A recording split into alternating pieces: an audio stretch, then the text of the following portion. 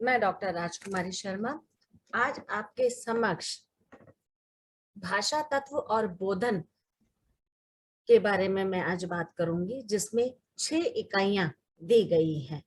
प्रत्येक इकाई का मैं संक्षिप्त में वर्णन करते हुए उसके आधार, उसकी भावभूमि और उसके महत्व के बारे में बताती हुई चलूंगी।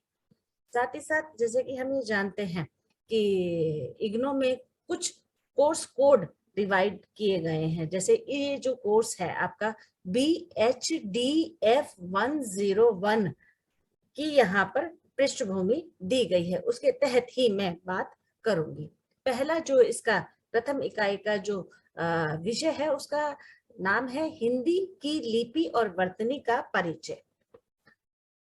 इसमें सर्वप्रथम रूप में हम देखेंगे कि भाषा और लिपि का हमारे जीवन में क्या महत्व है और किस प्रकार से हम अपने जीवन का जो आधार है, जो महत्व है, जो उपयोगिता है और जो सार है, वह कहीं ना कहीं भाषा के द्वारा एक दूसरे के रूप में हम अभिव्यक्त करते हुए चलते हैं। जैसा कि आप जानते हैं कि भाषा वह माध्यम है जिसके द्वारा मनुष्य अपने भावों और विचारों का आदान प्रदान या तो बोलकर करता है या लिखकर करता है, उसे हम भाषा कहते हैं। उपभाषा भाषा का ही एक छोटा रूप उपभाषा है। उपभाषा का प्रयोग बोली की तुलना में एक बड़े क्षेत्र तथा भाषा के मुकाबले एक छोटे और सीमित क्षेत्र में होता है। एक भाषा के अंतर्गत कई उसमें उपभाषाएं आ जाती हैं और उपभाषा के अंतर्गत यानी कि एक उपभाषा के अंतर्गत कई बोलियां उसमें समाहित होती है। जैसे कि आप जानते हैं कि हमारे यहाँ पर 22 भाषाओं का प्रादुर्भाव है और उसके अंतर्गत हम देखते हैं कि 5 उपभाषाएं हैं, जिसमें से हम पश्चिमी हिंदी, पूर्वी हिंदी, राजस्थानी, पहाड़ी और आपकी बिहारी, और इन 5 बोलियों के अंतर्गत 16 बोलियों का जो रूप, स्वरूप और जो महत्ता है, उसका प्रतिपादन किया गया है।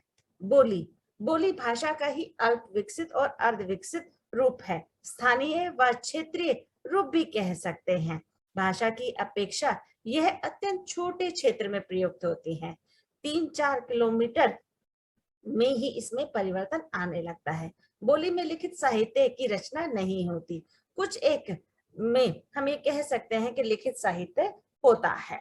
लिपि लिपि से है यहाँ हमारा तात्पर्य है कि लिपि लिखने की प्रक्रिया या लिखने के ढंग को हम लिपि कहते हैं। प्रारंभ में मनुष्य केवल मौखिक रूप से अपनी अभिव्यक्ति करता था, क्योंकि ये सब हम जानते हैं कि सर्वप्रथम रूप में हम देखते हैं कि जो भाषा का प्रादुर्भाव हुआ, उसमें हम जो मतलब एक तरह से बोलकर ही अपनी क्रिया प्रतिक्रिया देते हुए नजर आते थे। जैसे हम अपनी सभ्यता की बात करें, अपनी संस्कृति के विकास की बात करें, तो हम उसमें मौखिक जो हमारा आचार विचार था वो हम वहां पर प्रयोग करते हुए दिखाई देते थे। सभ्यता एवं संस्कृति के विकास के साथ लिखना आरंभ हुआ। मनुष्य पहले ताड़ के पत्थर या पत्तों पर लिखता हुआ दिखाई देता था, या भोजपत्र पर या गीली मिट्टी आदि से लिखते हुए पाए जाते थे। सभ्यता के आरंभ में लिखने की प्रक्रिया काफी जटिल थी, क्योंकि हम देखते हैं कि जैसे हम ताड़ के पत्ते पे लिखते हैं या फिर हम भोज पत्र पर लिखते हैं, तो कहीं ना कहीं वह एक तरह से सूखा होने के बाद तितर बितर भी हो सकता है, या उसमें हम उसे संग्रहित रूप में नहीं रख सकते थे। और गीली मिट्टी में हम देखते हैं कि हम लिखने की प्रक्रिया तो कर देते हैं, पर उसके बाद जब वह सूखने के रूप में होती है तो कहीं ना कहीं वह भी टुकड़े टुकड़े होकर बिखरती हुई नजर आती हुई दिखाई देती है। तो कहने का तात्पर्य यहाँ पर ये है बच्चों कि जब लिखने की उस समय की जो ये प्रक्रिया है, उसमें बहुत ज्यादा हम देखते हैं कि कठिन और जटिल प्रक्रिया थी। मध्य युग में हम देखते हैं कि कागज का उत्पादन और छपाई का प्रसार हुआ।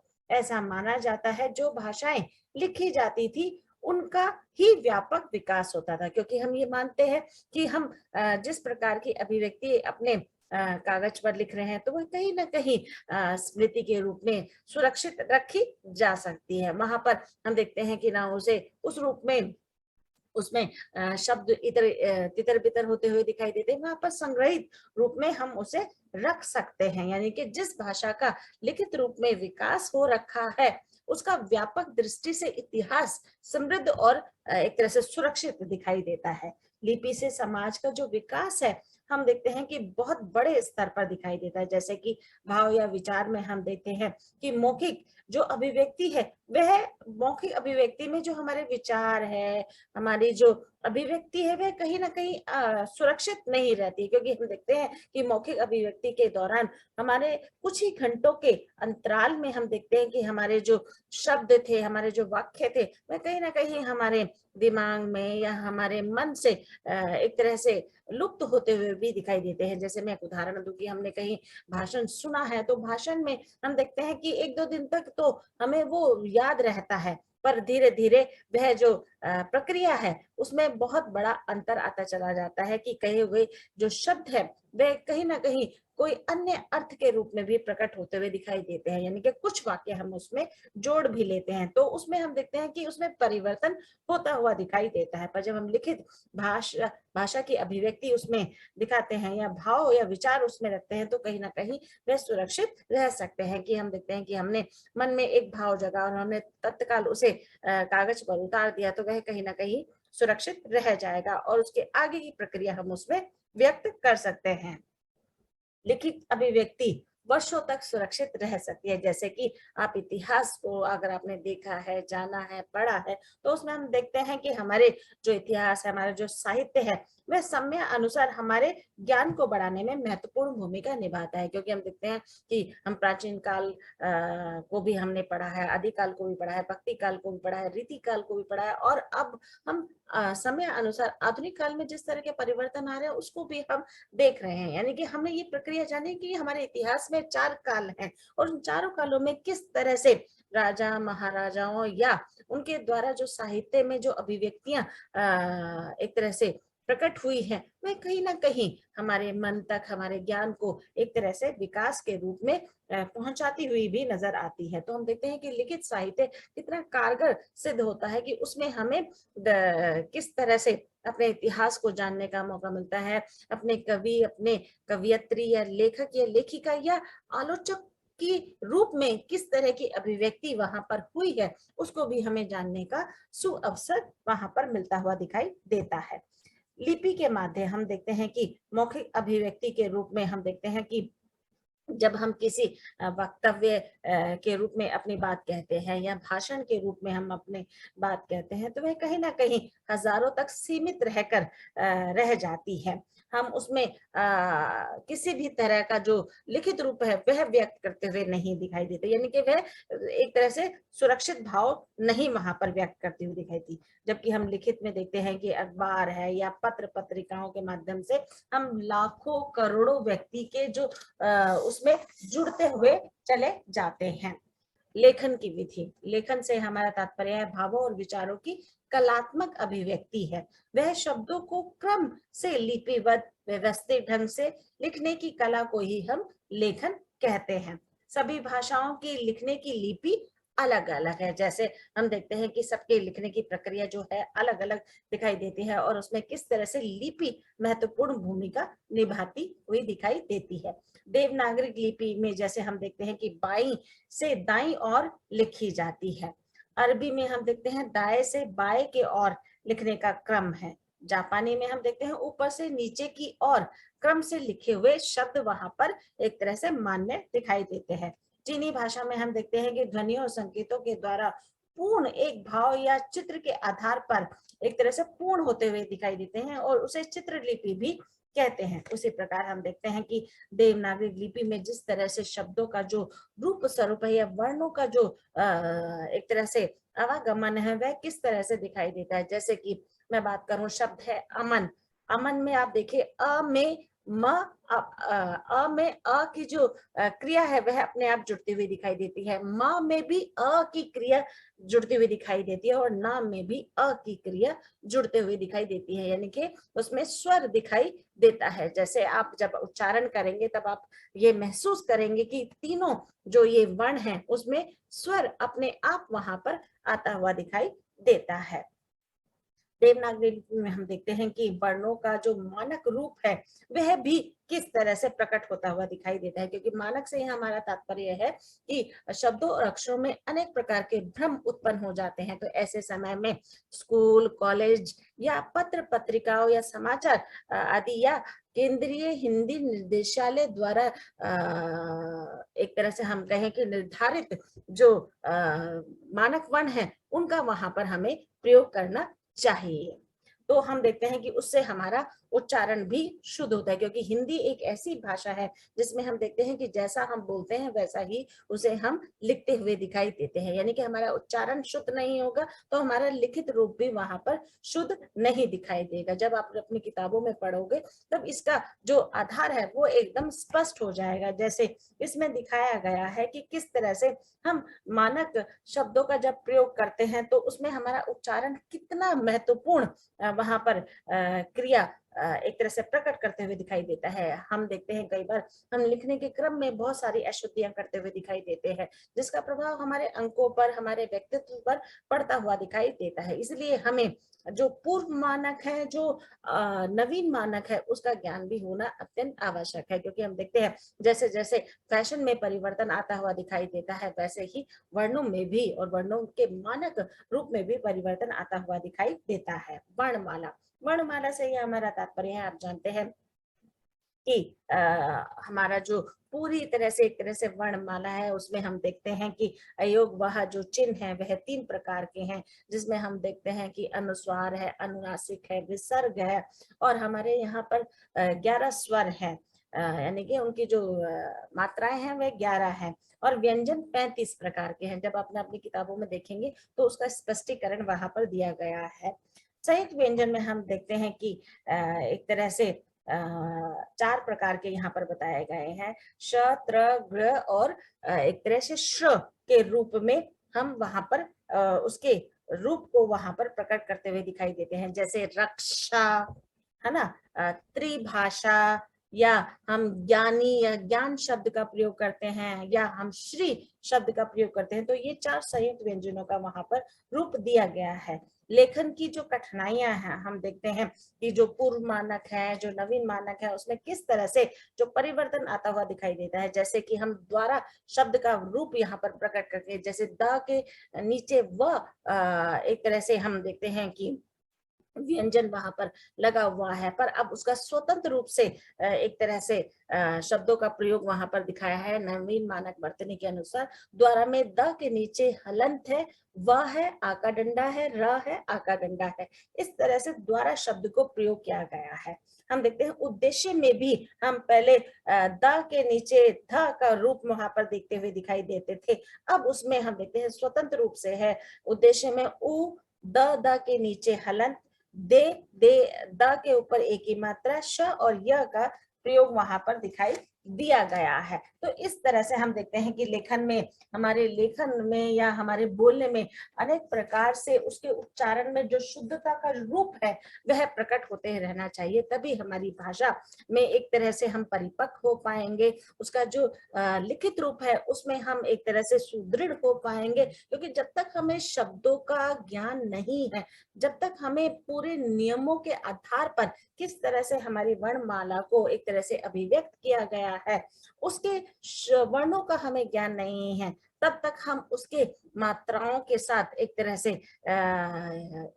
एक हम ये कहें कि स्वतंत्र रूप वहां पर नहीं दे पाएंगे। कहने का तात्पर्य यहाँ पर यह है बेटा, जब भी आप किसी शब्द को लिखते हैं तो उसके नियम के अनुसार अगर उसकी अभिव्यंजना या उसकी अभिव्यक्ति की जाए तो ज्यादा सार्थक होता हुआ दिखाई देता है। क्योंकि हम देखते हैं कि शब्दों का जो महत्व है हमारे जीवन में बहुत है। हम जैसा बोलते हैं हमारे जीवन में आप देखिए वैसा भी कई बार घटित होते हुए दिखाई देता है, क्योंकि शब्दों की पावर है।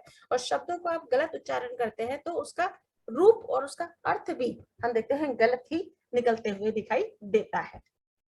वर्तनी, वर्तनी से हमारा यहाँ तात्पर्य है कि उसमें एक रूपता का भाव होना अत्यंत आवश्यक है। अगर उसमें एक रूपता का भाव नहीं है, जैसा कि मैं शब्द लिख रही हूँ, राजनीतिक शब्द है, और आप अलग अलग आप किताबों के माध्यम से देखें या फिर हम देखें कि दवाइयों के शॉप पर आप देखिए दवाइयां शब्द कैसा लिखा होता है, राजनीतिक शब्द है, राजनैतिक बोलते रहते हैं।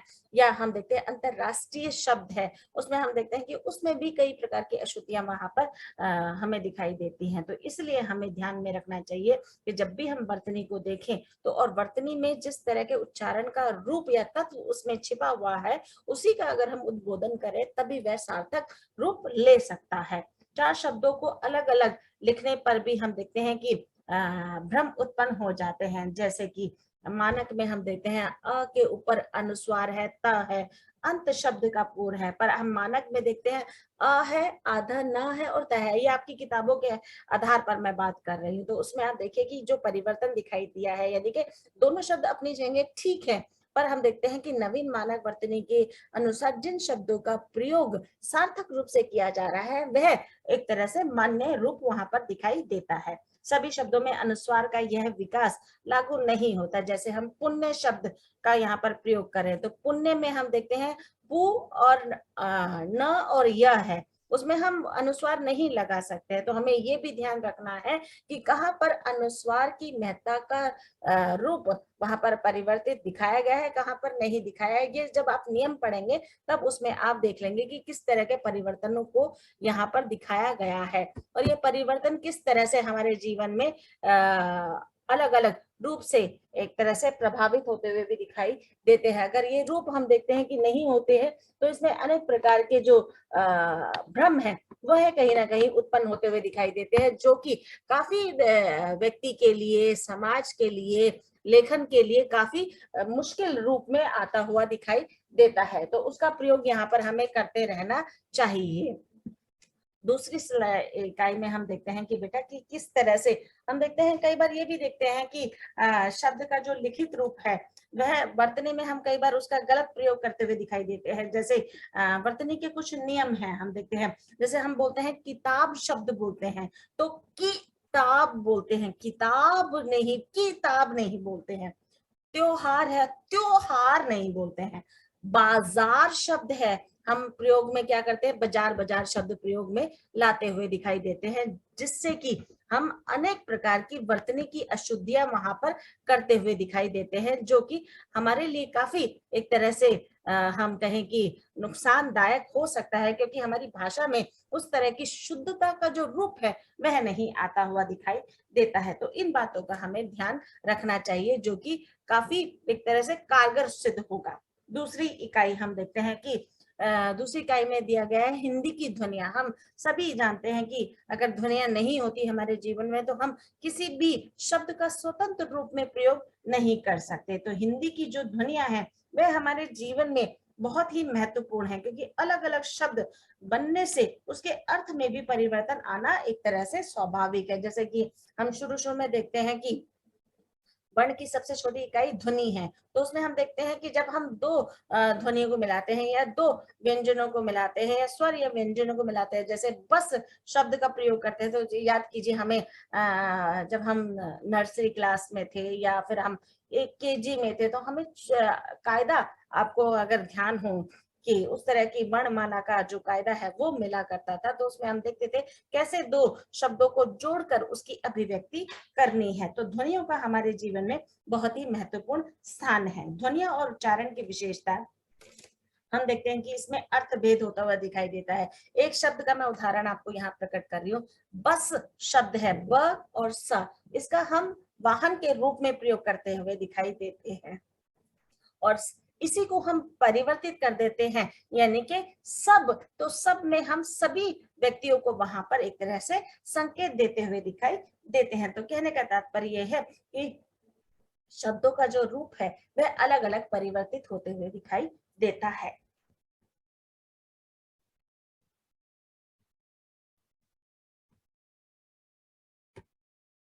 उसी प्रकार हम देखते हैं कि किस तरह से हम जब शब्द को समझ रहे हैं तो उसके साथ साथ हमें देखना होता है कि किस तरह से उसमें परिवर्तन होता हुआ दिखाई देता है।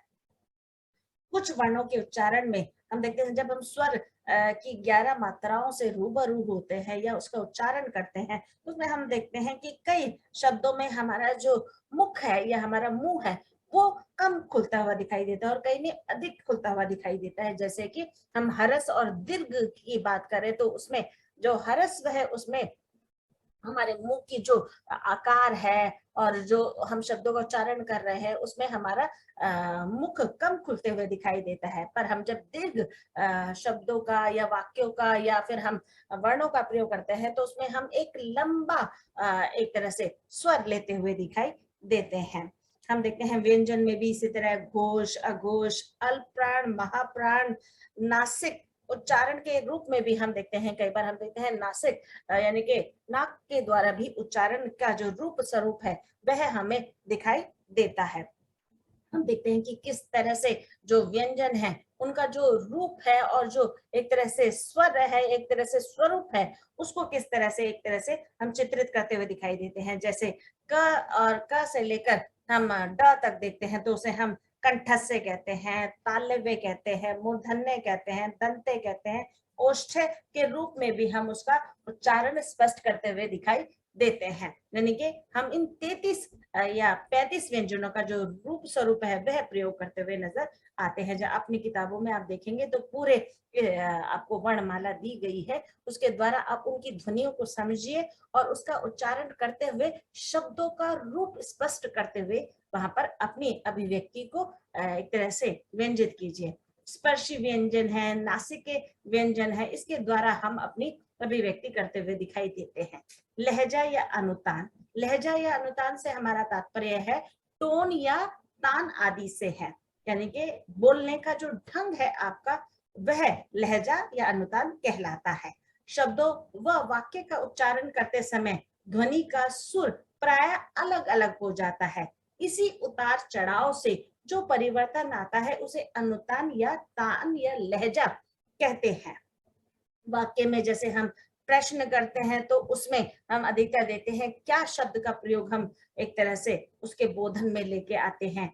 हमारी किसी भी वाक्य में अनिच्छा का पर एक तरह से बल दिया जाता है, या हम किसी को जब आज्ञा देते हैं तो भी हम बलपूर्वक कहते हुए दिखाई देते हैं, या हम विस्मयादि बोधक चिन्हों का जब प्रयोग करते हैं तब भी हमारे हाव भाव वहां पर प्रकट होते हुए दिखाई देते हैं हमारे लहजे के अनुसार। ध्वनि और लेखन के विविध संबंध हम देखते हैं कि लिखित भाषा में उच्चारित भाषा के सभी रूपों को दिखा पाना कठिन होता है।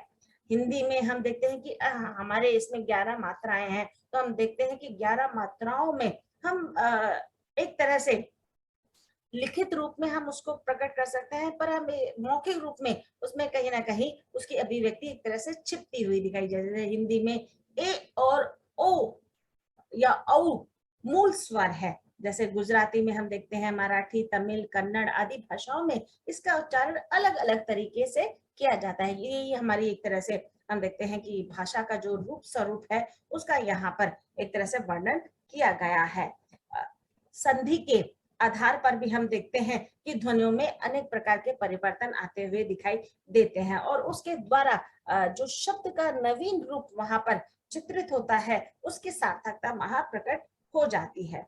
उच्चारण भिन्नता के कारण वर्तनी की जो समस्याएं हैं वह लगातार हम देखते हैं ज्ञान ना होने के कारण, बोध ना होने के कारण वह बढ़ती हुई चली जाती है। अलग अलग प्रांत से होने पर हम देखते हैं कि कई प्रकार से भिन्नता हमें देखने को मिलती है, क्योंकि हमारा देश बहुभाषी देश है और इसमें अलग अलग धर्म के लोग हैं, अलग अलग जाति के लोग हैं। वे किस तरह से अपने शब्दों को, अपने वाक्यों का जो उच्चारण है वह अलग अलग से करते हुए दिखाई देते हैं। उच्चारण में अंतर और लिपि में अंतर हम देखते हैं कि जब हम पढ़ते हैं, पढ़ने पर हम देखते हैं शब्द का अर्थ एक तरह से बदल जाता है। यानी कि हम देखते हैं शब्द है भाषा, कई लोग उसे भाषा भाषा भी कहते हुए दिखाई देते हैं। तो हम देखते हैं कि जिस तरह का उच्चारण है लिपि में भी उसी तरह का परिवर्तन आता हुआ दिखाई देता है।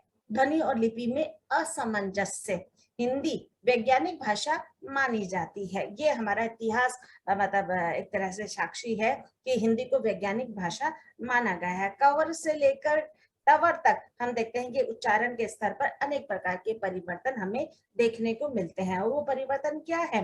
क्षेत्रीय प्रभाव के कारण भी हम परिवर्तन देखते हैं कि अलग अलग भाषा भाषी होने के कारण हमारे उसमें स्वर में या हमारे व्यंजन में या हमारे बोलने में परिवर्तन आता हुआ दिखाई देता है। और इन परिवर्तन में हम देखते हैं कि एक तरह से एक रूपता का भाव होना बहुत ज्यादा आवश्यक है, इसलिए हमें इस पर अधिक एक तरह से बल देना चाहिए। हम देखते हैं जैसे अंतरराष्ट्रीय शब्द, मैंने अभी आपको पहले भी बताया कि अलग अलग तरह से लोग बोलते हुए तो एक जैसा ही दिखाई देता है, पर लिखते हुए उसमें वर्तनी में अनेक प्रकार की अशुद्धियां, अनेक प्रकार की वर्तनी में अशुद्ध रूप का वहां पर प्रयोग दिखाई देता है। मौखिक लिखित रूप में व्याकरणिक साम्य होना चाहिए। ये एक तरह से ध्वनि और लिपि में एक तरह से का जो असमंजस की स्थिति है, उसे सामंजस्य की स्थिति में लाने के लिए उसे लिखित और मौखिक रूप में एक जैसी व्याकरणिक साम्य होना अत्यंत आवश्यकता है। पूर्णता का उसमें भाव होना बहुत ज्यादा जरूरी है। अगर पूर्णता का भाव नहीं होगा तो हम उसका रूप नहीं प्रकट कर सकते, और उसके रूप में प्रकट करने में हमें अनेक प्रकार की जो दिक्कत है, परेशानी है, वह आती हुई दिखाई देगी। इसलिए हमें उसका रूप में परिवर्तन होना अत्यंत आवश्यक है। क्योंकि हम देखते हैं कि भाषा के द्वारा हम, या शब्दों या व्यंजनों के द्वारा हम जिस तरह के परिवर्तन को देखते हैं, उसमें इस तरह की अभिव्यक्ति का जो भाव है वो होना अत्यंत आवश्यक है। क्योंकि ध्वनियां हमारे जीवन की वह हम कहें कि सार्थक रूप है, जिसके द्वारा हम वर्ण, हम वाक्य, हम उपवाक्य का जो रूप है वह अभिव्यक्त करते हुए दिखाई देते हैं। अगर वह अभिव्यक्ति का आधार नहीं होगा तो उसमें अनेक प्रकार के परिवर्तन वहां पर आते हुए दिखाई देंगे। तीसरी इकाई में जिस तरह से भाषा का जो रूप है वह कहीं ना कहीं वर्णित होते हुए दिखाई देता है, कि हम देखते हैं कि भाषा में किस तरह से इसका जो भाव है, जो आधार है और उसका जो प्रभाव है, वह हमारे जीवन में किस तरह से पड़ता हुआ दिखाई देता है। अगर इस तरह का परिवर्तन नहीं होगा तो वह अनेक प्रकार के जो हम देखते हैं कि भ्रमों में, अनेक प्रकार के भावों के आधार पर उसका जो अभिव्यक्ति है वह कहीं ना कहीं परिवर्तित होते हुए दिखाई देगी, और ये परिवर्तन कहीं ना कहीं हमारे लिए बहुत ही कष्टदायक हो सकता है। मानव की उत्पत्ति और विकास, हम देखते हैं कि हमारे समाज में, हमारे इतिहास में मानव का जो रूप है वह किस तरह से हम परिवर्तन होते हुए दिखाई दिया है, इसका एक हम देखेंगे इतिहास भी साक्षी है। विज्ञान के विषय का बोधन, मानव की उत्पत्ति और विकास। जैसा कि हम जानते हैं कि जानवर कब पैदा हुए, या जब से प्रकृति का जन्म हुआ है तब से हम देखते हैं कि जानवर के रूप में हम, या मानव का जो विकास है वह माना जाता है। जैसे कि आपकी किताबों के अनुसार बताया गया है कि जानवर जैसे मछली और मेंढक, हम देखते हैं कि पानी में ही अपना जीवन यापन करते हैं। पानी से जैसे ही वह बाहर आ जाते हैं वैसे ही उनकी मृत्यु हो जाती थी। ये पहले का जो एक नया नियम वहां पर था, वह अब देखिए समय अनुसार परिवर्तन हो गया। कि प्रकृति ने अपनी जब काया कल्प कर लेती है तो इस तरह के परिवर्तन स्वाभाविक रूप से आते हुए दिखाई देते हैं। आज देखें, मछली अगर बाहर भी रहती है, या मेंढक भी हम देखते हैं कि पानी से बाहर ही है, या मगरमच्छ भी हम देखते हैं पानी से कई बार बाहर ही अपना जीवन यापन करते हुए दिखाई देते हैं। तो ये बहुत बड़ा परिवर्तन है। कहने का तात्पर्य है जानवर भी समय अनुसार अपनी प्रवृत्ति बदल लेते हैं। ऐसा माना जाता है कि आदमी तो बदलता ही था, जानवर भी अपना उसी रूप में अपनी प्रकृति के अनुसार अपना एक तरह से रंग रूप बदलता हुआ दिखाई देता है। जब प्रकृति पर भार बढ़ने लगता है तो उसमें हम देखते हैं कि अपने आप ही संशोधन और परिवर्तन होने लगता है। ये इतिहास गवाह है। अब देखिए कि हर साल आप तो अब हम लोग कोरोना महामारी की एक तरह से चपेट में आए भी हैं, कई लोग नहीं भी आए हैं, बच भी गए हैं, पर एक महामारी यहाँ पर आई, और इसी तरह से 100 सालों में कहीं ना कहीं हम देखते हैं कि महामारियों का जो क्रम है वह आता जाता रहता है। और ये क्रम इस रूप में है कि जब तक धरती पर या प्रकृति पर जब भार बढ़ता चला जाता है तो उसका इस रूप में संशोधन और परिष्कृत रूप एक तरह से सामने आता हुआ दिखाई देता है। क्योंकि प्रकृति अपने आप को बदलती हुई दिखाई देती है। क्योंकि हम देखते हैं ना कि हर चीज की अति बुरी होती है। हमारे गुस्से की भी अति बुरी है, हमारे शांत रहने की भी अति बुरी है। तो अति शब्द का जहां पर प्रयोग आ जाता है वहां पर हम देखते हैं कि कोई बड़ा एक तरह से उपक्रम आने की दशा दिशा में वह संकेत देता हुआ दिखाई देता है। जलवायु में परिवर्तन होने से जानवरों में भी परिवर्तन आना स्वाभाविक है। जानवर पहले पानी में रहते थे, अब वह जमीन पर भी एक तरह से अपना जीवन यापन कर रहे हैं, क्योंकि परिवर्तन हो रहा है ना। परिवर्तन के कारण उनके हम देखते हैं कि आकार में भी परिवर्तन आता हुआ दिखाई देता है। जहां हम छोटे छोटी चीजें देखते थे, अब वह बड़े बड़े स्तर पर दिखाई देने लगी है। इसका उदाहरण मैं आज के रूप में आपको अपने खान पान के आधार पर भी बताना चाहूंगी कि हम देखते हैं कि सब्जियों के जैसे रूप हम देखते थे या फलों के जैसे रूप हम देखते थे, उसमें आज के आधुनिक रूप में एक बहुत बड़ा परिवर्तन हमें आता हुआ दिखाई देता है। घिया घिये की शेप में नहीं दिखाई देता, आम आम की कई बार शेप में नहीं दिखाई देता। इस तरह से बहुत बड़ा परिवर्तन हमें दिखाई दे रहा है। तो ये परिवर्तन समय अनुसार, काल अनुसार आता हुआ रहता है। हम देखते हैं कि इतिहास साक्षी है कि जो आदि मानव है वह कहीं ना कहीं बंदर के रूप में हमें देखने को मिलता था। ऐसा माना जाता था कि बंदर छोटे छोटे आदमी के रूप में अपने आप को बदलता, अपनी क्रियाओं के साथ एक तरह से अपने आप को आदमी बनाने की प्रक्रिया में एक तरह से कायम हो पाया है, स्थिर हो पाया है। ऐसा कहा जाता है कि आदमी कब जब पैदा हुआ होगा तो उसमें किस तरह के भाव या किस तरह की उसकी आकृति या किस तरह का उसका रंग रूप वहां पर दिखाई देता था। इसी रूप में हम जानवर के रूप में भी देखते हैं कि जब मछलियां, ऐसा माना जाता है कि जब मछलियों का अपने जो बच्चे हैं उनके प्रति उतना एक तरह से मार्मिक रूप वहां पर प्रकट होते हुए नहीं दिखाई देता, वे अपने बच्चों की परवाह नहीं करती, वह जन्म देते ही साथ उन्हें एक तरह से खा लेती है। मतलब ये एक अपवाद है। हम देखते हैं कि जिस तरह से माँ अपने बच्चे को किस तरह से पालती पोसती है, और इस तरह के हम देखते हैं अन्य जो जीव है वह भी अपनी इस मार्मिक अभिव्यक्ति का रूप वहां पर प्रकट करते हुए दिखाई देते हैं। जैसे मुर्गी अपने जब अंडे देती है तो वह अपने अंडे को यानी कि बच्चे जब अंडे से बाहर निकलने की क्रिया में होते हैं तो वह उन्हें सेकती है, उन्हें अपने आगोश में लेती हुई दिखाई देती है, और जब वह फूटते हैं तो उन्हें एक तरह से चलना, खाना का रूप भी वह सिखाती हुई नजर आती है। उसी तरह से हम देखते हैं कि जानवर या आदमी ने भी अपने पूरे एक तरह से दुनिया पर कब्जा कर लिया है। उसने अपने आप पे तो किया ही किया, साथ में पूरी दुनिया पर भी कब्जा कर लिया है। वह कहीं ना कहीं हम देखते हैं कि आदमी ने सब एक तरह से जैसे कहते हैं कि आविष्कार की जननी आदमी को कहा गया है कि किस तरह से वह पत्थर से रगड़कर आग मतलब निकाल लेता था, या उसका आविष्कार मानव ने ही किया है। पत्थरों को रगड़कर आग पैदा की जाती थी। शुरुआत में हम देखते हैं कि उस समय में आदमी के जो बौद्धिक रूप का जो विकास है वह लगातार बढ़ता चला जा रहा था। उसमें हम देखते हैं कि किस तरह से अपने रहने की व्यवस्था उसने की। गुफाओं में पहले व्यक्ति रहता था, उसने अपना जीवन गुफाओं के अंदर ही व्यतीत किया था, पर जिस तरह से हम देखते हैं कि अपने बौद्धिक विकास के कारण वह फल आदि खाकर अपना गुजारा कर लेता था, पर धीरे धीरे वह मांस आदि पर भी अपनी एक तरह से पूरी पकड़ जमा ली, और वह उस पर भी अपना एक तरह से अधिकार समझने लगा।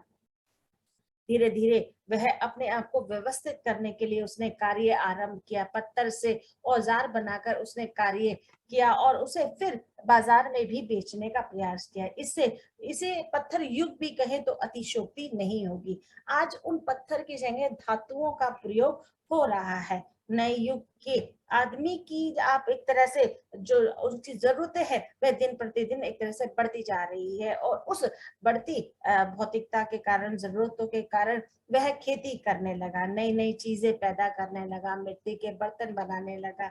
इस युग में आदमी ने अपने पास जानवर, कुत्ता, बकरी, गाय आदि को भी एक तरह से रखना शुरू कर दिया। हम देखते हैं कि किस तरह से व्यक्ति अपने जीवन के विकास में किस तरह से एक तरह से उत्पत्ति कर रहा है, और उसके विकास के नए नए अवसर खोजते हुए भी दिखाई दे रहा है।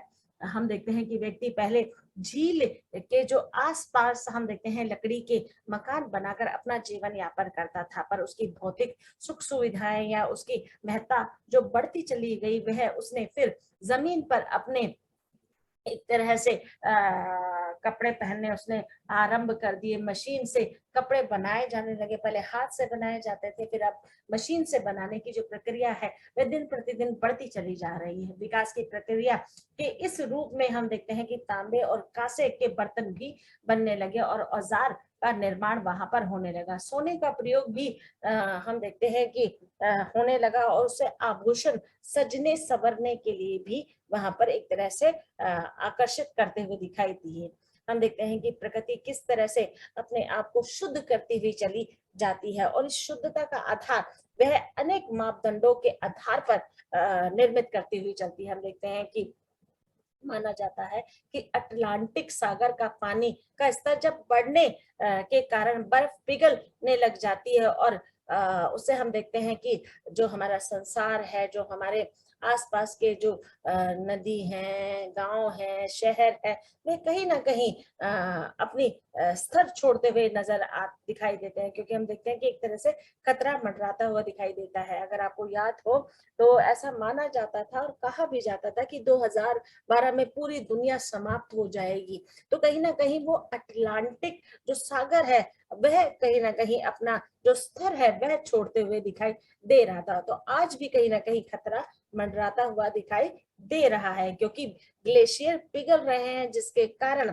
आपदा या हम कहें कि किसी तरह की भयानक तबाही का जो रूप है वह कभी भी देखने को मिल सकता है। ये मंजर वेद पुराण और बाइबल भूमध्य सागर का जो बढ़ना है या बाढ़ या नई एक आपदा को जन्म देते हुए दिखाई देता है। इसका जो रूप है हम देखते हैं वेद पुराणों में भी कहीं ना कहीं बताया गया है। प्रकृति का भार हम देखते हैं जैसे जैसे बढ़ता है तो वह अपने आप को परिवर्तित करते हुए चलती है। भाषा की सरल अभिव्यक्ति, भाषा की सरल अभिव्यक्ति का जो रूप है वह अत्यंत स्पष्ट और सरल होना अत्यंत आवश्यक, क्योंकि हम जिस तरह की भाषा बोलते हैं वह भाषा हमारे लिए सही आधार स्पष्ट करती हुई दिखाई देनी चाहिए। हमें कठिन शब्दों का प्रयोग नहीं करना चाहिए। जितनी हम सरल अभिव्यक्ति में अपनी बात कहेंगे सामने वाला को समझने में उतनी ही आसानी होगी। तो उसका हमें ध्यान रखना अत्यंत आवश्यक है। उर्दू के शब्द हिंदी और उर्दू दोनों एक ही समय और क्षेत्र की भाषाएं हैं। शब्दों का प्रयोग अधिकतम मात्रा में हम दिखाई देता है। हम देखते हैं कि हम अपने जब हम शब्दों का निर्वाह करते हैं या उच्चारण करते हैं तो उसमें हम देखते हैं कि उर्दू के जो शब्द है वह अनायास ही हमारे वाक्यों में चले आते हैं, क्योंकि इसका इतिहास अत्यधिक पुराना है। एक ये कारण भी हो सकता है और उसमें हम देखते हैं कि हमारे यहाँ में तत्सम तद्भव देश विदेशी शब्दों का जो प्रयोग है वह एक तरह से मान्य रूप में परिवर्तित होता हुआ भी दिखाई देता है, जिसके कारण हम अपनी अभिव्यक्ति में उसका उच्चारण करते हुए दिखाई देते हैं। व्याकरणिक विवेचन, हम देखते हैं कि संभावनार्थक वाक्य में हम देखते हैं कि किस तरह से वर्तमान का जो प्रयोग है वह कहीं ना कहीं हमारी संभावनाओं को जन्म देते हुए दिखाई देता है। और इस जन्म देने के आधार पर किताब के कुछ अंश उसके आधार पर अभिव्यक्त किए गए हैं, वो आप स्पष्ट रूप से पढ़ लीजिएगा। संदेह संदेहार्थक वाक्य, संदेहार्थक से हमारा तात्पर्य है कि हम देखते हैं कि हम जब भी वर्तमान का जिक्र करते हैं, अतीत का जिक्र करते हैं, तो कई बार हम उसमें अटक जाते हैं या हमें सूचना पूर्ण रूप से प्राप्त नहीं होती है, हमारा ज्ञान उस तरह का नहीं होता, तो उसमें हम कहीं ना कहीं हमारे मन में भ्रम उत्पन्न होता है और उस भ्रम का उत्पन्न होना ही संदेह को जन्म देता हुआ दिखाई देता है। तो इस आधार का जो रूप है वह कहीं ना कहीं प्रकट किया गया है, जिसके माध्यम से इस इकाई में जो ये रूप है वह आधार की भूमिका को अभिव्यक्त करता हुआ दिखाई देता है। तो हम देखते हैं कि किस तरह से व्याकरणिक जो विवेचन है वह किस तरह से अपनी अभिव्यक्ति को पूर्ण करते हुए दिखाई देता है।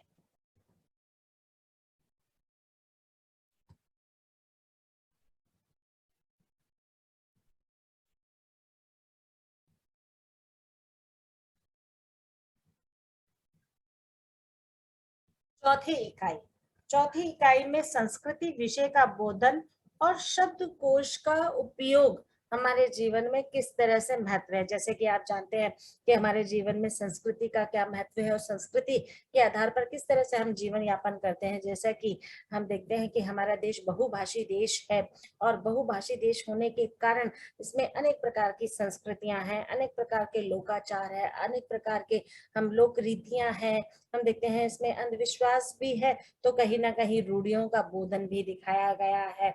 और इसमें किस तरह से व्यक्ति अपनी परंपराओं के अनुसार, अपनी मान्यताओं के अनुसार अपना जीवन यापन करते हुए दिखाई देता है। भारत के त्योहार, हम देखते हैं कि भारत के त्योहार में हम देखते हैं कि अनेक प्रकार के हमारे यहाँ पर त्योहार मनाए जाते हैं पूरे साल भर में। और उसमें हम देखते हैं कि अनेक प्रकार के जो धर्म है, अनेक प्रकार की जो जाति है, जाति धर्म संप्रदाय के आधार पर हम अलग अलग रूप से मनाते हुए दिखाई देते हैं।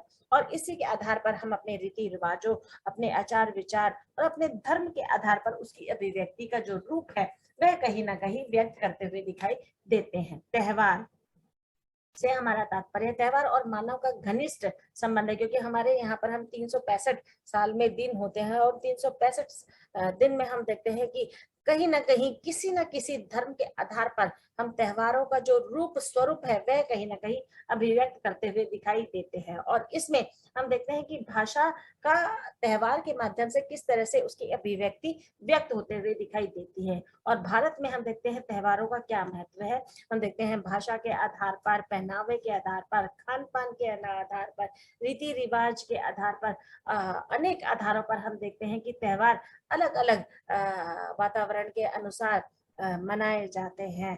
हम देखते हैं कि यहाँ पर मैंने अभी बताया कि हमारे यहाँ पर बहुभाषी देश है, तो हम देखते हैं कि और अनेक प्रकार के यहाँ पर धर्म है। जैसे 4 धर्मों का जो रूप है, जैसे सिख धर्म है, ईसाई है, या फिर हम देखते हैं कि हिंदू धर्म है, मुसलमान है।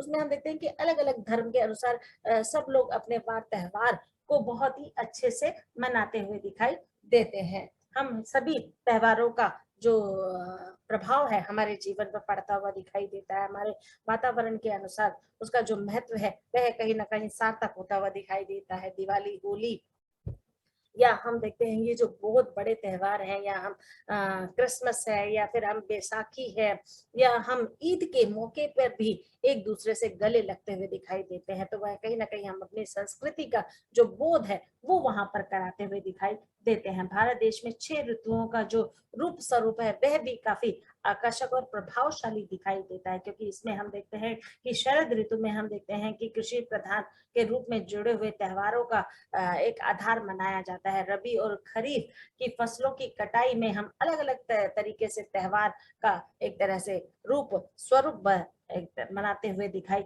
देते हैं। नवरात्रों के रूप में हम अभी भी नवरात्रे बीते हैं, देखिए। और उसमें हम देखते हैं कि किस तरह से हम 9 देवियों के समर्पण में, श्रद्धा के रूप में, एक आस्था से जुड़े हुए दिखाई देते हैं। और उसमें हम देखते हैं कई जगह अनेक प्रकार की फसलें भी वहां पर कटती हुई दिखाई देती है। नवरात्रे में हम देखते हैं कि 2 प्रकार के नवरात्रे हमारे यहाँ पर आते हैं। एक तो अभी अप्रैल में, और दूसरा हम देखेंगे जब दीपावली के आसपास नवरात्रे आएंगे तो उसमें हम दशहरे का त्योहार मनाते हुए दिखाई देते हैं। या हम देखते हैं कि किस तरह से दीपावली का त्योहार भी हम मनाते हैं। भारतीय संस्कृति तथा पौराणिक कथाओं के साथ साथ लौकिक कथाओं का भी दीपावली में हर साल एक तरह से रूप स्वरूप दिखाई देता है रामलीला के माध्यम से।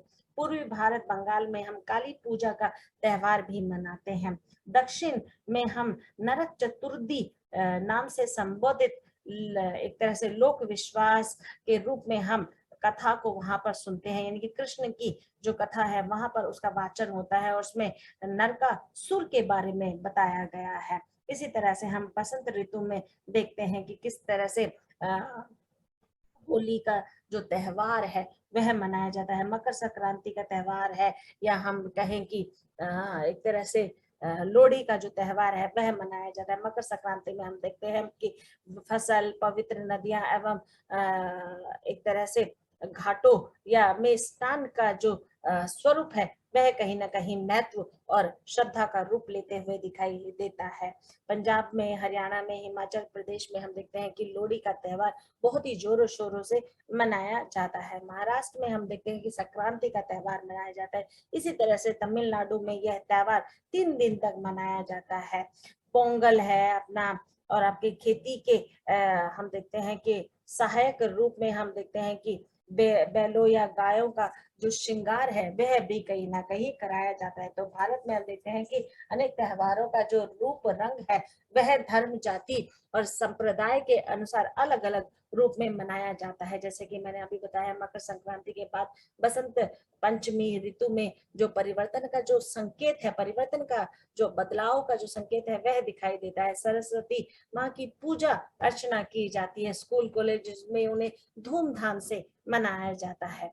वसंत ऋतु में के अंत में हम देखते हैं होली का फागुन मास की पूर्णिमा को मनाया जाता है। और इस त्योहार में हम देखते हैं कि जितने भी गिले शिकवे हैं या मैल है उसको दूर किया जाता है और रंग में रंग कर अच्छाई के रूप में सभी को समर्पण भाव देते हुए नजर आते हैं। क्योंकि त्योहारों के द्वारा जो एक समन्वय या समन्वय की जो भावना है वह कहीं ना कहीं चित्रित होते हुए दिखाई देती है। धर्म और त्योहार के आधार पर अलग अलग रूप रंग से हम वातावरण के अनुसार अपने त्योहारों को मनाया जाता है। इसी तरह से ईद है, गुरु नानक जयंती है के रूप में भी हम देखते हैं त्योहारों का जो आधार है वह कहीं ना कहीं जोरों शोरों से मनाया जाता है। उसी तरह से हम राष्ट्रीय आधार पर भी अपने पर्वों को समय समय पर मनाते हुए दिखाई देते हैं। जैसे 15 अगस्त में हम देखते हैं 1947 में हमें आजादी प्राप्त हुई थी और ब्रिटिश शासन से हम पूरी तरह से एक तरह से हमें आजादी प्राप्त हुई थी। और उस आजादी या स्वतंत्रता का जो रूप है वह भी हम जोरों शोरों से मनाते हुए दिखाई देते हैं। हमारे यहाँ पर जितने भी देशभक्त हुए उन देशभक्तों की हम जयंती भी का जो आधार है वह भी मनाते हुए दिखाई देते हैं। जैसे 2 अक्टूबर के दिन या 30 जनवरी के दिन या हम देखते हैं 14 नवंबर के रूप में भी हम उनको मनाते हुए दिखाई देते हैं। इसी तरह से 26 जनवरी को भी हम अपने गणतंत्र दिवस में उसके आधार को प्रकट करते हुए दिखाई देते हैं। शब्दकोश का प्रयोग, शब्द ढूंढना, हमारे जीवन में शब्दकोश का बहुत ही महत्व है। हम शब्दकोश के द्वारा अपने अर्थों का सार्थक या शाब्दिक रूप वहां पर ढूंढते हुए नजर आते हैं। और उसमें हम देखते हैं कि ध्वनि, अर्थ और व्याकरण की दृष्टि से ये कितना कारगर सिद्ध होता हुआ दिखाई देता है। ध्वनि के रूप में हम देखते हैं कि हम जिस तरह का उच्चारण कर रहे हैं और उस उच्चारण का संकेत देते हुए हम उस ध्वनि को खोजते हुए दिखाई देते हैं। अर्थ में हम देखते हैं कि अलग अलग अर्थ में, संज्ञा में, विशेषण में, क्रिया में उसके अलग अलग अर्थ का जो रूप है वह भी प्रकट होते हुए दिखाई देता है। व्याकरण की दृष्टि से उसका प्रयोग और उसकी संरचना भी दिखाई देती है। तो इस रूप में हम देखते हैं कि शब्द ढूंढना या शब्दार्थ को ढूंढना हम शब्दकोश के आधार पर उसकी अभिव्यक्ति को देखते हुए दिखाई देते हैं। शब्दकोश में अन्य सूचनाएं प्राप्त करना, हम देखते हैं कि शब्दकोश में अनेक प्रकार की अलग अलग सूचनाएं भी वहां पर दी गई होती हैं। जैसे कि हम देखते हैं पारिभाषिक शब्द हैं या फिर मुहावरे या लोकोक्ति हैं, या फिर हम देखते हैं शारीरिक अंगों के आधार पर प्रत्येक अंग का आधार वहां पर अलग अलग रूप में चित्रित किया गया है। तो इस रूप के आधार पर भी हम उसको अलग अलग रूप में देखते हुए नजर आते हैं। क्योंकि उससे हमें अनेक प्रकार के जैसे मुहावरे और लोकोक्तियों का भी हम जो रूप है वह देखते हुए नजर आते हैं कि किस तरह से उसमें परिवर्तन आ रहा है। पांचवी इकाई में बताया गया है कि किस तरह से हम देखते हैं समाज विज्ञान विषय का जो बोधन है और निबंध रचना का जो परिचय है उसका यहाँ पर आधार स्पष्ट किया है। परिवार से हमारा तात्पर्य है व्यक्ति के जीवन में परिवार का अलग अलग महत्व है। क्योंकि हम देखते हैं कि परिवार के बिना व्यक्ति के व्यक्तित्व की एक तरह से आधार को स्पष्ट नहीं किया जा सकता। और हम देखते हैं कि पहले के समय में हम संयुक्त परिवार के चलन से जो बंधे हुए थे वह कहीं ना कहीं आधुनिक समाज में उसका जो एक नया रूप हमें एकल परिवार में देखने को मिल रहा है, उसका जो प्रक्रिया है वह दिन प्रतिदिन बढ़ती चली जा रही है। संयुक्त परिवार का जो गठन है वह कम होता चला जा रहा है, विघटन होता चला जा रहा है। और एकल परिवार में भी हम देखते हैं कि अनेक प्रकार के जो समस्याएं हैं वह दिन प्रतिदिन बढ़ती चली जा रही है। क्योंकि हम देखते हैं एक और संयुक्त परिवार को लिखते हैं तो संयुक्त परिवार में हम देखते हैं कि सभी व्यक्तियों के अलग अलग वहां पर स्वार्थ प्रकट होते हुए दिखाई देते हैं। किसी की नौकरी या व्यवसाय या अनेक प्रकार के जो आधार है वे कहीं ना कहीं समस्याग्रस्त होते हुए दिखाई देते हैं। पर हम देखते हैं कि उसमें परिवार में जो हमारे संस्कार है, हमारी जो रीतियां, हमारे जो लोकचार है, हमारे जो मान्यता है, परंपराएं हैं, वह कहीं ना कहीं हमारे जीवन को विकास देती हुई नजर आती है। पर इस विकास में भी हम देखते हैं कि अनेक प्रकार की जो संभावनाएं, असंभावनाएं हैं, छिपी हुई दिखाई देती हैं। एकल परिवार हम देखते हैं दिन प्रतिदिन अपने महत्व और अपने अर्थ के कारण एक तरह से उसका भी विकास होता चला जा रहा है। पर उसमें भी हम देखते हैं कि अनेक प्रकार की जो विषमताएं हैं, अलगाव है, समस्याएं हैं, वे दिन प्रतिदिन बढ़ती चली जा रही हैं, जिसके कारण उनका भी हम देखते हैं कि एक तरह से विघटन ही होता जा रहा है। परिवार देखते हैं समाज की एक महत्वपूर्ण इकाई है, क्योंकि उसमें हर एक व्यक्ति का जो विकास है वह कहीं ना कहीं संपूर्ण रूप में होता हुआ दिखाई देता है। परिवार नहीं होता तो व्यक्ति बिखरता हुआ भी दिखाई देता है। उसमें हम देखते हैं दादा नानी, चाचा चाची, ताया ताई या बहन भाइयों का जो एक तरह से जुड़ाव है, वह परिवार की जो एक नींव है उसको बढ़ाते हुए दिखाई देता है। पर जैसे जैसे हम देखते हैं कि हमारे स्वार्थ पूर्ति करते चले जा रहे हैं, तो संयुक्त परिवार उसमें एक तरह से विशृंखलित होते चले जा रहे हैं, जिसके कारण एकल परिवार में हम देखते हैं कि वहां पर स्वतंत्रता का जो रूप तो है, पर कहीं ना कहीं हम देखते हैं कि हम अनेक समस्याओं से भी ग्रस्त होते हुए अपना जीवन यापन वहां पर करते हुए दिखाई दे रहे हैं। तो आपकी किताब में पूरी तरह से संयुक्त परिवार, एकल परिवार के बारे में बताया गया है, और परिवार का अपना अलग एक महत्व होता है, जिसके कारण परिवार का हर सदस्य अपनी अपनी अभिव्यक्ति, अपनी स्वतंत्रता, अपने वर्चस्व को वहां पर स्थापित करते हुए दिखाई देता है। निबंध रचना, हम देखते हैं कि निबंध का अर्थ होता है जुड़ना या बंधा हुआ। हम देखते हैं कि 4 प्रकार के निबंध का जो स्वरूप है वह प्रकट किया गया है। पहला है भावनात्मक आधार पर। भावनात्मक आधार से हमारा तात्पर्य भाव की उसमें प्रधानता दी गई है। दूसरा है वर्णनात्मक। वर्णनात्मक में हम देखते हैं बेटा कि घटना, स्थल या वातावरण का उसमें कहीं ना कहीं बोध होते हुए दिखाई देता है। विवरणात्मक से हमारा तात्पर्य है किसी लेखक की जीवनी या कथाएं या इतिहास आदि का उसमें चित्रण होता है। साहित्यिक या आलोचनात्मक में हम देखते हैं कि साहित्यिक रूप से किसी का वहां पर पदार्पण, या आलोचनात्मक रूप से एक तरह से उसको आलोचक रूप में उसकी जो आधार है, जो स्वरूप है, उस पर एक तरह से टीका टिप्पणी दी गई है। निबंध को लिखते समय हमें कुछ नियमों का ध्यान रखना अत्यंत आवश्यक है, क्योंकि उसमें हम देखते हैं कि जब भी हम किसी की निबंध को लिखते हैं तो उसमें सर्वप्रथम क्रमबद्धता का आधार होना अत्यंत आवश्यक है। क्रमबद्धता से हमारा तात्पर्य है कि एक वाक्य का जो आपने रूप स्पष्ट किया है उससे कहीं ना कहीं दूसरा वाक्य जुड़ा होना चाहिए, यानी कि जुड़ाव होना अत्यंत आवश्यक है, नहीं तो उसमें हम देखते हैं बिखराव की स्थिति उत्पन्न हो जाती है।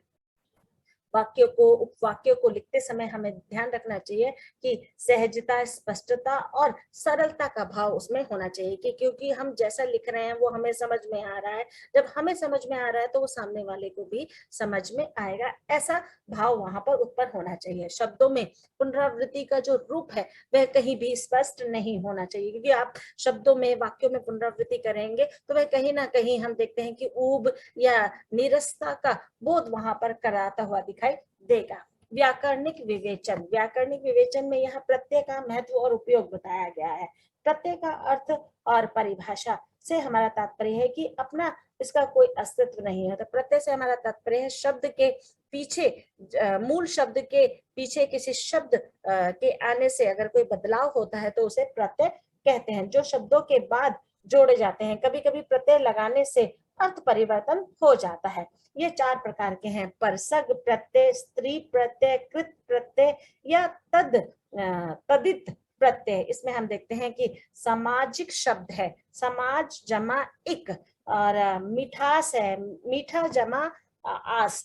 तो हम इसे इस तरह से शब्दों का रूप प्रकट करते हुए दिखाते हैं। दयालु शब्द है, दया जमा आलू, तो हम इसे इस रूप में प्रकट करते हुए दिखाई देते हैं। तो आप जब प्रत्यय का प्रयोग करेंगे तो इस बात का, नियम का ध्यान रखना अत्यंत आवश्यक है कि प्रत्यय का जो रूप है हम उसे किस तरह से प्रकट कर रहे हैं। छठी इकाई, इसमें हम देखते हैं कि किस तरह से